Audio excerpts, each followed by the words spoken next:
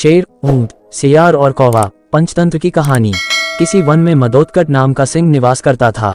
बाघ, कौवा और सियार ये तीन उसके नौकर थे। एक दिन उन्होंने एक ऐसे ऊंट को देखा जो अपने गिरोह से भटककर उनकी ओर आ गया था। उसको देखकर सिंह कहने लगा, अरे वाह, ये तो विचित्र जीव है, जाकर पता तो लगाओ कि यह वन्य प्राणी है अथवा कि ग्राम्य प्राणी। ये सुनकर कौवा बोला, स्वामी, यह ऊंट नाम का जीव ग्राम्य प्राणी है और आपका भोजन है, आप इसको मारकर खा जाए। सिंह बोला, मैं अपने यहाँ आने वाले अतिथि को नहीं मारता। कहा गया है कि विश्वस्त और निर्भय होकर अपने घर आए शत्रु को भी नहीं मारना चाहिए। अतः उसको अभयदान देकर यहाँ मेरे पास ले आओ, जिससे मैं उसके यहाँ आने का कारण पूछ सकूं। सिंह की आज्ञा पाकर उसके अनुचर ऊंट के पास गए और उसको आदरपूर्वक सिंह के पास ले लाए। ऊंट ने सिंह को प्रणाम किया और बैठ गया।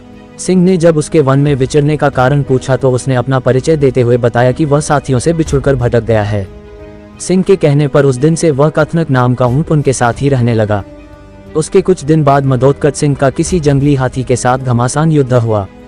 उस हाथी के मूसल के समान दांतों के प्रहार से सिंह अधमरा तो हो गया, किंतु किसी प्रकार जीवित रहा, पर वह चलने फिरने में अशक्त हो गया था।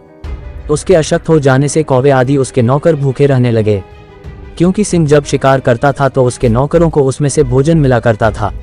अब सिंह शिकार करने में असमर्थ था। उनकी दुर्दशा देखकर सिंह बोला, किसी ऐसे जीव की खोज करो कि जिसको मैं इस अवस्था में भी मारकर तुम लोगों के भोजन की व्यवस्था कर सकूं। सिंह की आज्ञा पाकर वे चारों प्राणी हर तरफ शिकार की तलाश में घूमने निकले। जब कहीं कुछ नहीं मिला तो कौवे और सियार ने परस्पर मिलकर सलाह की। श्रीगाल बोला, मित्र कौवे, इधर उधर भटकने से क्या लाभ, क्यों न इस कथनक को मारकर उसका ही भोजन किया जाए। सियार सिंह के पास गया और वहां पहुंचकर कहने लगा, स्वामी, हम सब ने मिलकर सारा वन छान मारा है, किंतु कहीं कोई ऐसा पशु नहीं मिला कि जिसको हम आपके समीप मारने के लिए ला पाते। अब भूख इतनी सता रही है कि हमारे लिए एक भी पग चलना कठिन हो गया है। आप बीमार हैं, यदि आपकी आज्ञा हो तो आज कथनक के मांस से ही आपके खाने का प्रबंध किया जाए। पर सिंह ने ये कहते हुए मना कर दिया कि उसने ऊंट को अपने यहाँ पनाह दी है, इसलिए वह उसे मार नहीं सकता।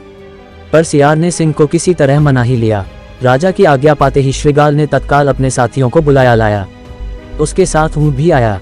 उन्हें देखकर सिंह ने पूछा, तुम लोगों को कुछ मिला? कौवा, सियार, बाघ सहित दूसरे जानवरों ने बता दिया कि उन्हें कुछ नहीं मिला। पर अपने राजा की भूख मिटाने के लिए सभी बारी बारी से सिंह के आगे आए और विनती की कि वह उन्हें मारकर खा लें। पर सियार हर किसी में कुछ न कुछ खामी बता देता ताकि सिंह उन्हें न मार सके। अंत में ऊंट की बारी आई। बेचारे सीधे साधे कथनक ऊंट ने जब ये देखा कि सभी सेवक अपनी जान देने की विनती कर रहे हैं तो वह भी पीछे नहीं रहा। उसने सिंह को प्रणाम करके कहा, स्वामी, ये सभी आपके लिए अभक्ष्य हैं। किसी का आकार छोटा है, किसी के तेज नाखून हैं, किसी की देह पर घने बाल हैं। आज तो आप मेरे ही शरीर से अपनी जीविका चलाइए, जिससे कि मुझे दोनों लोगों की प्राप्ति हो सके। कथनक का इतना कहना था कि व्याघ्र और सियार उस पर झपट पड़े और देखते ही देखते उसके पेट को चीर कर रख दिया। बस फिर क्या था, भूख से पीड़ित सिंह और व्याघ्र आदि ने तुरंत ही उसको चट कर डाला।